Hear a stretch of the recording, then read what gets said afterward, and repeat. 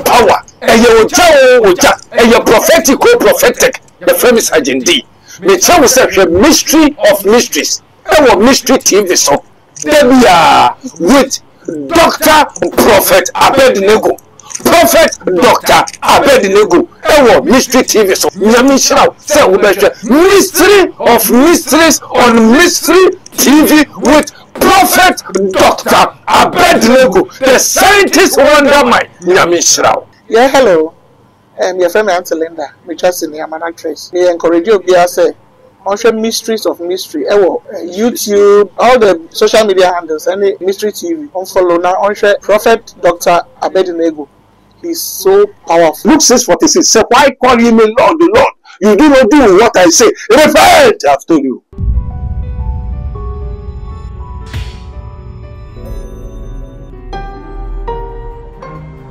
Mystery TV. Death leaves a heartache no one can heal, but love leaves a memory no one can still.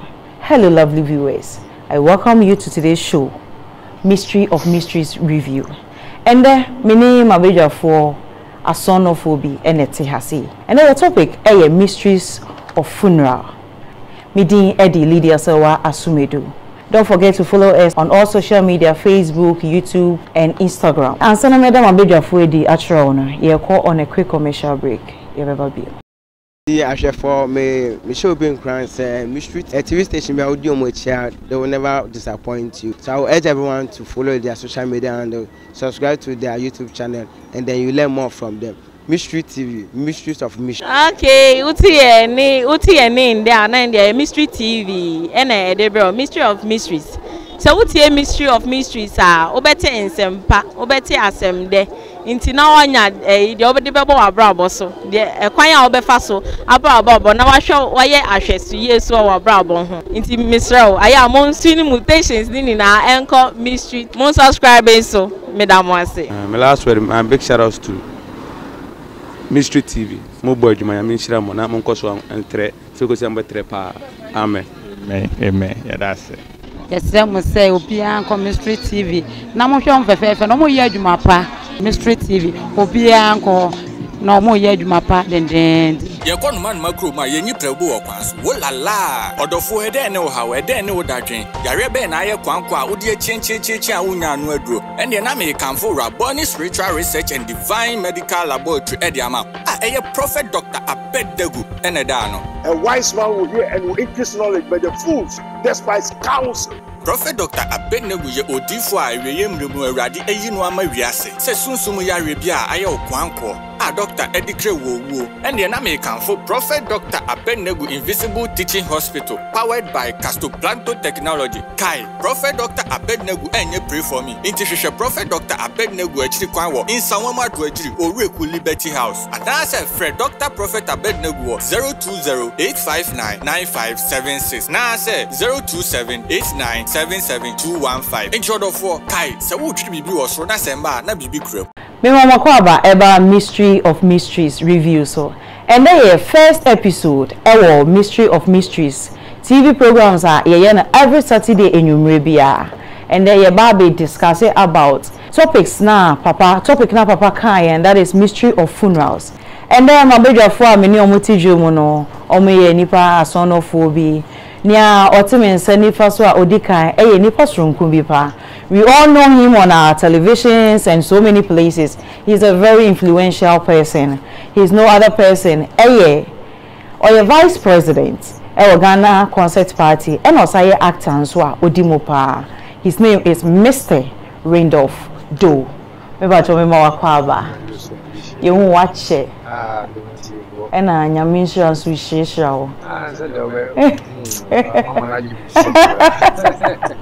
You this so and so Mama Amphobia on minim Nashapa.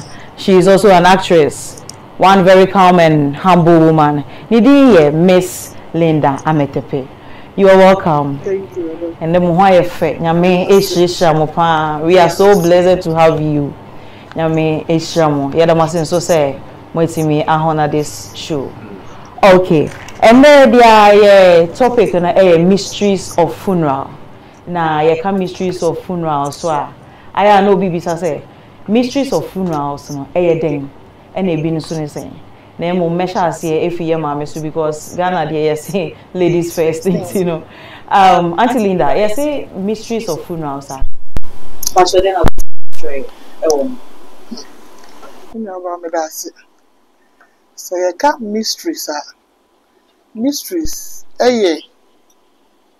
normal be like SCCA Odrin wa want to say another bit but mysteries of funeral in some baby ye beto imonsem ye dey owo pepper funeral ye ni ye mumpo no enyoma SCC e we ye ni mu ene echire no their mysteries okay sergeant me pa cho so idea kaka wo mu the kind medasi na mada woni mpenifo ase akwenya kese amode amane ene menu abe amafa kwenya we so echia ahwefo be biara omhwe ye bia no chi omkese said the menu amba kan ya sabepe na samete ye ka mystery ya de ya ebu no adwene nti ase so ena abrabon na yetimu ne wiase a yetimu no so no yen kan hu no se bibi biara efa ye hu etwa ye hu hia bia no ye mystery from our home you don't see it but you feel it a mystery but you will be free but the bechi ade be sound say a mystery o morie efu ehfa na free by efu wo from o ye kese what you say o home for o minimum o mini duane a ekọ baabi ehfa na ekọ sabi wo dun so efa baabi die na ma dun so no fa ho no ebie sabi o ko janan die na ma odidi ade be chi a wo behu sa ye janan eye die machine ben fidie ben na yamo no chemicals ben na edi bu aduane so a e ma ne be ye janan so life in itself no a mystery but say the waka afro no the funeral around mystery of funeral na che say ye be hwe eye said we wuru to fie kwan fa so kura no say busuan betena ase yomu ebusuan che say kwan ye fa so a e ma eye yo eburu adwene nti ase so e mo anwawade a etumi si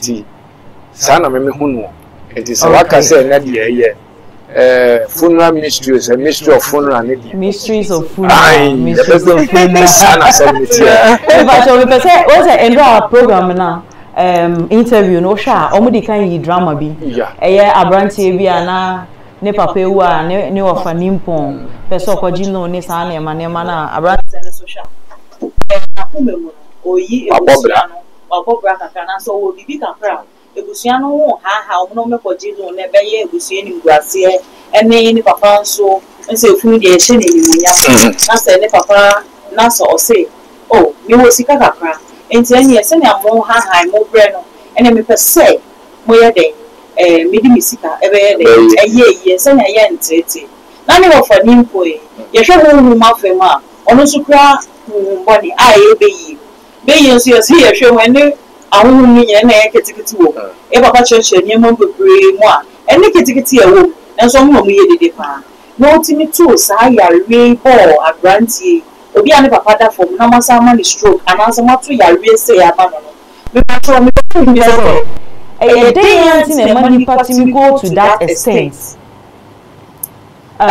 sergeant me patro then I'll wait me because what makes you think to say okobi ni se munyam we na go to that extent Masanda Sibio amacha refo the enti abema no sisa no ena said the okan prophet kan ye no eye hunhum fi eye hunhum a empa depa empem koso a wo chiri yedie bebi a yedie wo bebi a ne mapawo adepawo bia no wo mpe oseye nkwan na ne je ho enim guase en wo pe de nyam sheba enkuranhye seba enkan koba no na chiwade sana semnetie na nka wo hwa branch we dia nka wo yi no e wo sanke busua etanichi na nka mo bona baso esa se emi ni fie eno no ka se no so me papa na da ho no se be se bi mpe biasa se papa ba asase so no be wo nkwada gu asase so no according krichi a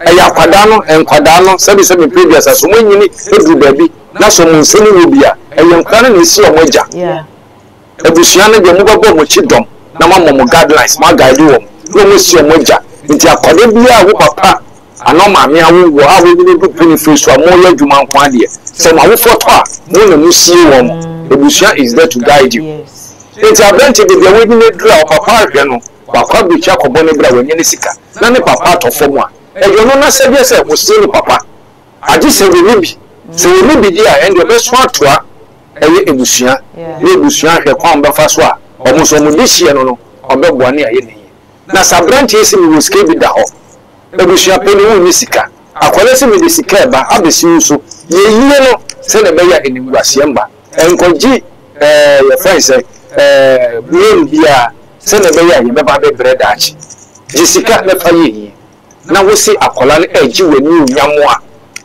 ehefa no ko dina ya waji wani unyamo ebusua nkomo ye de nkukuom isu ko bobi so se ofa nko bobi si me papa no sika wo ho me de beba ni ya fanye yi no nti we no nyamo a wo gie no ene de ehe ebia na ofa no so hwe se anka ofa no ka so okay ene ofa se efie no na kranta nda ho a ene wo ye yimi ofa yi ebia na osusu se ko ni nko kokuom na onko ka se ene ofa jiske na fa ko ka so betimi dia ye yi no ba se bia ko so anya ne sa debi se me se bi pebia sa se opini ni dwini sa we dwini nkola adwen esan se wan fa kola ni kukuo ni ni sa nkomo no wo fre busua hyiemu ene bia se mutu dwa ena wo mo obi anya ne honti ase se wo nua be ma no oda fom no wo ni sika mo de be yi no nti di obi anya den enko pesi kamera se busua no be kwa ko gbewu se yin fa na be fa wo sika bia da ho no famera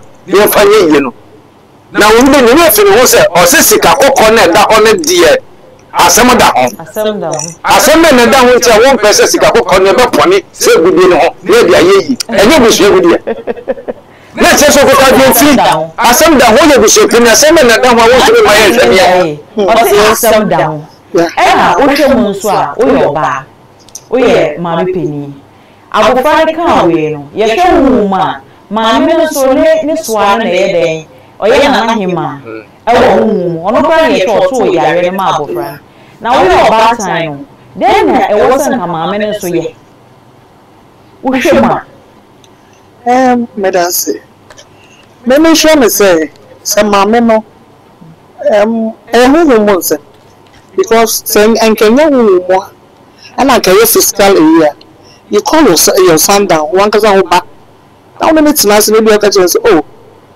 we want to make and yet it's not outside. You feel now. So I saw nothing wrong with the boy saying and then I am a ba. So he has all the rights. So be saying papa. Then mom and you maybe we are seeing one. Like you like you did that. The baby son no. I saw na kakola be bampo. That is so sure be a or you day sake bi osofo bi se no kwa sorry ase me boso na osuma nti na say se fa kaiser de ma kaiser fa e de ma so we say wonye Kristo no wonye den enko e mojo bi ambegi na o say me bia bi ye ba wa wo so na dey aboy so mo say we spiritual guidance wo anka so wonti me ye wo bi bitimi gina we chi say we won say ka boy ni no bi o gina le chi e chire no kwan na anka no o montimi na sa and I share videos interview ni ma papa ka say me say ebusua bi wo ha ye wo do's and don'ts ase wakoto wako papa fie obekọ atakra bi si wonom na atakra na esi wonom no wo afa nimpon te say dia akwala ni afa nimpon na esi na ni afa na wo akọ say edan rufi ni nye me achia ebebu enti me pese me ye te say abufre say oni nwie bi oni papa ni mama ni papa nyina nso na ewi why na nga was all children and the do's and the don'ts no ono be dey what I say ebi ni so ebi atakra bi si o me kwa kopeja what are some of the do's and the don'ts in the family I was say nipa yehu ana say ye nim ni ye dwin si ye ade papa bi me ba to den na obetimi a share me fa ho yo no enti dey say as obe bi bisa wo fi ebusuam bia wo mo traditions omo me yen for traditions and that's the rules and regulations. Into if you answer now, baby, you ask. We be say woman maybe want to say something want to take those way. No, they are home. But if you come to them, woman must have one. They it's like almost a word for me. But what kind of women say? Well, show me now. Like you didn't ask. I want to say about the years. They will scam me. And no, and let the mama was it. But say they come with man. They are almost almost proud.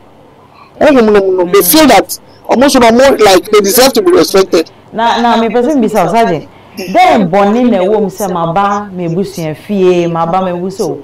Me offer o dan roof in here. Nyame be ma ebebu. Na monsieur abofra nyame ma do ma kopes kaka kra ma be ye ejuma. We skaka kra bi nti me person me bubu dan. Na yesi ni foforo, ni no ultra modern. Once and that this Gen Z children modern kids technology I advance in it no. Ya fa bibia tra e wo se huhu niema ye nimu no. Den bonia na wo mu se maye. Sma be wo se dan bu abusuan fie. Na me si o ofa. Me pese me ye. Boni be ya na wo. E da se me ni aba. Na ka boni be na wo mu de boni be na wo mu de bisa boni bie ni. Nanso abro ni be ye ti. When me se me pa bibia aka kwentu mo ntumi nkofi. Ebushie bu komo se ebushie we de bi o ya ware wum. Ebushie we de ya kwantuo ni. Ebushie we de awo ya fe na awo e bi ni. Ebushie we de akwantuo ni. Ebushie we de ye di ya fe ni ye di e bi ni. Ebushie we de kanko a ya le fo nko a na egum. Ebusa ho se ebushie na ye kan ho asem no. Adenti na wo se ebasa na etena ho a bisi enne a enne nipa da se ne wa kwantuo mu kra wo so so be kofi. Me ba so what say to say eye abe obe won sa ho wo ba fi boni ben ya na ewu aho wo ba fi na wo be ba na ye ndan atakra na mehwe na bia bosum miensa na we bia ye betimi aye bibi ultra modern enim boni ben ya eye mpemefo na efie be ye omo pa de pa na ka se be efie be ye die wo pri ye die ene nkoso e ma we busu ma ne pija ye so bi ye befo wo ye befo de na wo se wo de be ye fa ye be ye ni pri ye die ma wo busu pija ye de be ye pri ye die na ka de ni sa je na so mo de kroben ye de be ye e pri ye die ade se be yi kankan be yi fi be ye mpa de pa e na se ya de ye wo be ye ye de ya de yi e ma busu tumpom wonam o ma me betumi de be ya yo ama wa ye ya ma na buru so na owe owu asasa obi wo ho so be wu so be chew na kade enti no be wu so betumi ye adwuma kese bi pombo so adwuma na tumpo adwuma na adwuma kese obeche akade na wan na be no wo to aso wan me una nka wan na adwuma na bi ye saje famo bi fofo o be jaw enyemia enti aduna ye kan se ebusua empa de pan se de message steady kan ya na me ya adwen wo ho pa na so nyi nsemi na so na wo se wo kobusu mu kobusa se wanyini wo mu a wetumi ho se busua wei no numi ade mu yi no wo se wanka so tumi pe numi na kira kwan na so ano se de kan spiritual darkness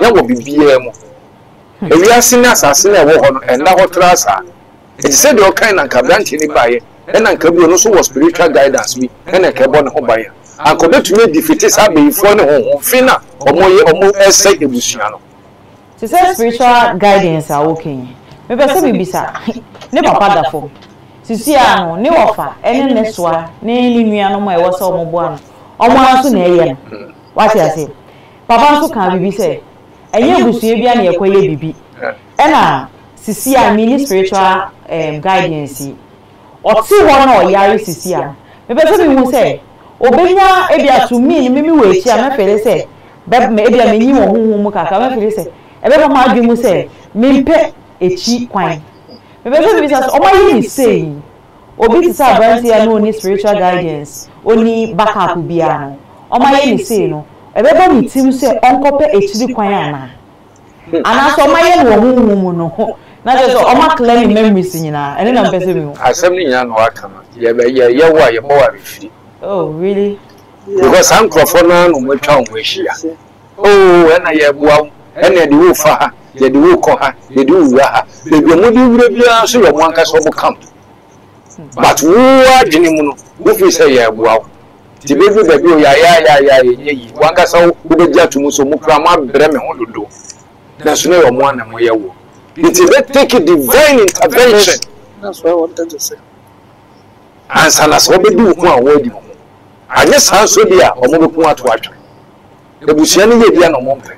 And now say, Wo Papa or no quiet you will be seeing more. I've got my own so I person no much was the best was it. Said the Busiani tea, the opinion young for your Busiani. Or can we say divine direction and divine intervention? And into a prophet Dr. Abednego. Ewo homa wono. Open a number na the numbers no was screen so. Abra program you wait me picking a number. Papa wo homa wa bribia so betie wu. No be one direction no wa ba na nyame afa no so. Age we fi how ni amane bia wo. Ye say to aso. Me pese bibisa wo. To say abranti. Won say eye bia ba. Ye mfa ne say we say bi o man to no. O man nyama na anye den an cripple.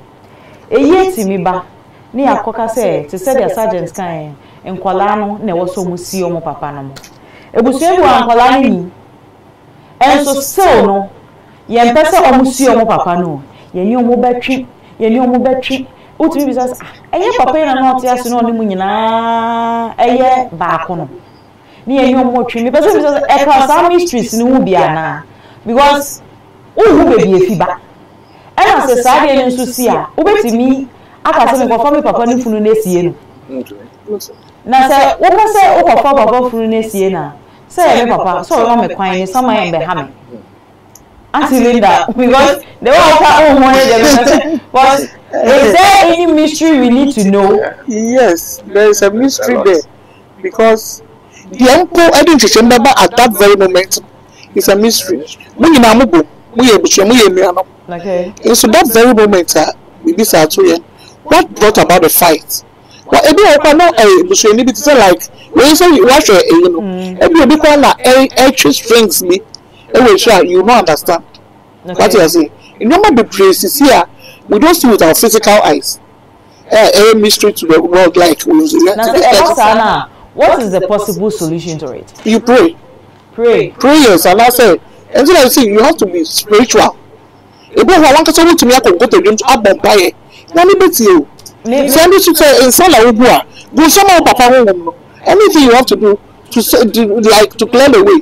And yes, I said, I'm not a kaya. Because a baby, and then they are good baby, and they are baby also remember Abua. He said something, and then you were like, Minimum lady, but let's say, yes, let me say. Never Makupo and Wuda, our bravo. Wow. With the camera about me, I'm making her. And also, I talk about that. And then she had many sores on her legs. Or some man made to try additional one. And then she says it, me before, me classes to my own father coming back. And before family, she's okay in the family. It just said, we are going to be like 2-3 years. The big name, and none of the men, we are back every. It's all mystery, like, I kind of want to look at you to tell me that. Mommy was a man of that. So we grew up and do that. You can't me to Mammy, about you, Udo. None of you, Udo. How dare you? Sure. Also, mention on to our bread from. It is only babies I will say, my okay. What will not about what you wait? The Amodia intimate adventure in the Elina, like I said. Unlike also Castle or Papa, babies are about where we are able to. This means no soon, so me, this embarrassment.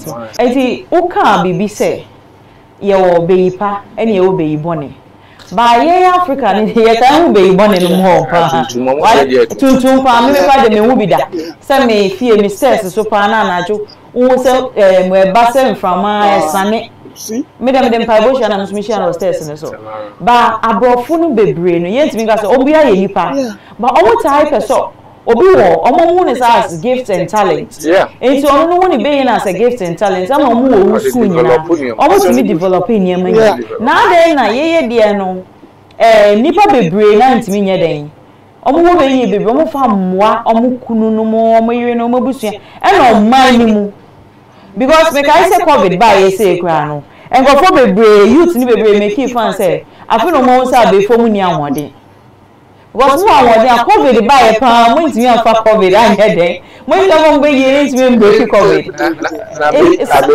covid asem me ko fa ba de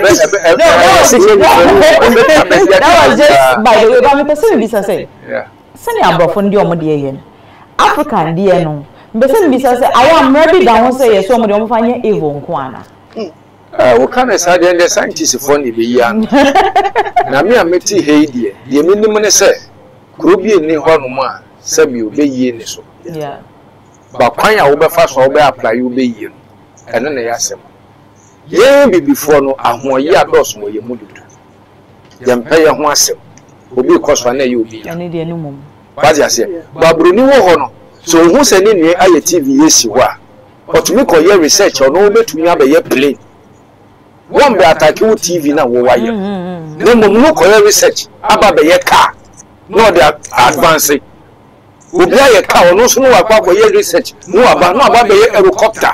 No be private jet. Yeah. San no de ko mi obi aye on the technology aba wo hu say oh this your internet no we dey na ekopan wo say there be mo so mo ko sua de. Mun kono mo ko research. Mun da na mo be kill industry we na mo network no run faster. Enchen we die no. Some of them a challenge. I had the pre ye, a more mine. Yes, we had the essence of more yentino. We could men not at Adiabaco. This says on the book, you man what told me, you know what channel, or person who could be identity to one. Sako women want to be a man. Yes. Now to be quick grassy. Now what a pan no keke. Now the amount one nana. Now what on to ma, with the amount auntie, when I miss you with ya. Na kabrewa de ntuma de odi na woko na kapa no de akade chia de de beye milu de be ti kakra mo suhie na ko anya bia no atena ase de anu bia ne mo wedi na de obeko krom na ye bre ne ntuma no abrewa bu afu ade nti na me de me na wa mra me ntuma na me de brudo na ade bre me akole be ko profesi mo be ko bra ko nye sika fa kapo me kra na sin bio brudo nti sergeant me pese me bisa say yesi saman ekasa sana mati bebre me pese bisa sa akwala no yehwe we na akwala no abrantie no ne papa sama na de na nkasa ma because yesi owo sia say ye ne ba beye eni ma sisi ba jale na papa no sama ya nkasa ma abrantie eye enquiries ebisa ati ebisa eno ni agro se funu wo no so oda ho a ansa na ye be ye funu ho adwuma kra ye kone ekubisa na ye frene kra wonim se saman etumi hihye ono na yi repeat it again but se saman efu a wawu etumi hihye ono na yi se kwan ye fa so ye na yi how yes we say how na me cho say ati ebisa ni agro se we a yen sie nan kwan de oda so won kwan e won hom na ene na me pese me bisa se ade no hu se hum ne se no mo hyehyɛ fa me ba ho enti wa anye because me ba ne ba be ye me yie na wa dabi o me dey was because me papa wewu na oba empese ni mguase e ka wo funu ye be hye wani monyam Auntie Linda yi na wa wu se hum mu no wa unua ba unua bema omo epese omo se wo ba omo se wo ba omo yese no wantimi ankasa ma wo ba na o ka chem say ye tie bisa I'm not agree Auntie Linda na o pese o ka che oh woman no maybe they may have even tried him e be ya chichi no kwa hu answer say na man ikoso or pray so say obi empire bi be koso so say sacrifice bi na bi be koso a they be sanin no it's a lie oh woman ya chichi no because they are before they can do anything na sergeant ya into no the sanin na bet me me ma show movie still be able to osu o say you to me the that no kwa o to me o say eni so nam ne ni pa ti say ebi mu mo kasa ebi no so kasa o ti mi kasa nti be person be say sama ne ya chichi na ya chichi ye wo mo ne se ni pa tosa no e was say mutumi ko frɛ no ebu wo ho kra na enyo no ankasa ni bu obi na hihye wo no ma one thing I was say we did say we free the party biom don't to me no won din komo say onye visible say why invisible don't to me ho no It is the only way I'll be to me for communicating and say, also na minime. Very good. It in the was a cool disano. Okay. They was some mouth, me and friend. I send more person who said it be a movie son. Obey one. If you are sorry and chairman, and no better baby for open sorry and walk away. So we pastor to me, who prophet to me, they won't grab the globe to me. Yes, I'll actually won't go Kumunipa, and I'm Guaminiaba. Won't go Kumunipa. You want a solution to a problem. It's a global find a solution. It doesn't matter. My memory of Kakra. It's true dreams. Every house of for problem to me. Obeda sudaye ono bekasa ebi o so for empire o dey continue ni we ebi empire no pomu no interest we have spiritual fathers you were in 24th say that is say ebi obeba ne ho obeba empire bi a the man is a very principled man. Utie nyame huhu ode nyame huhu ne kasa enti say me papa ni prophet Dr. Abednego na me pese papa edi menim ewo meyi enimu ha ti se de e ka be yi asemi obi betimi atie gina se dabi eno so meye dey wan na betie si aka se dey obi timi ka se yebusuasem yebusuasem a se wo de won fa nkoto ebusuanim se wo compile ana se me ko ebisa okay your personal decision also taking because a problem and abeda ho and not to know se me pese me fa na so ye sikwan ni nyina so what do? You have to reset. Okay, so basically na say e was say one yenim nti o say ye ben obi na ye ben obi no so no minim ne papa minim ne bonim ti say dia no onim ne wofa no mo bonim onim mo papa mu no ma ben me wofa. Okay, so I have to go with ebusuan ne mra no and I say o say me hwe ne in favor me so me ka say me mpe baby you have to break away, you have to break the chains. Sometimes you have to break the chains.